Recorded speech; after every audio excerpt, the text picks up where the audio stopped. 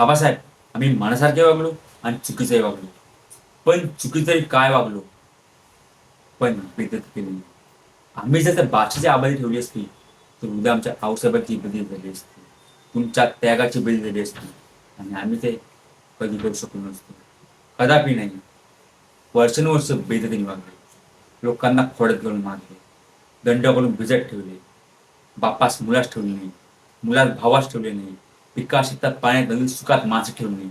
अवघ्या मराठी मुलकाचा तमाशा मांडलाय आणि त्याची बेइज्जती कधी होऊ शकत नाही. अशक्य आहे. आम्हास ते होणार नाही. आम्ही तुम्हाला एक वेळा काय 1000 वेळा मुजरा करू, पण त्या बादशास मुलीच नाही. आणि आम्हाला त्याचा पश्चात्ताप पण होत नाही.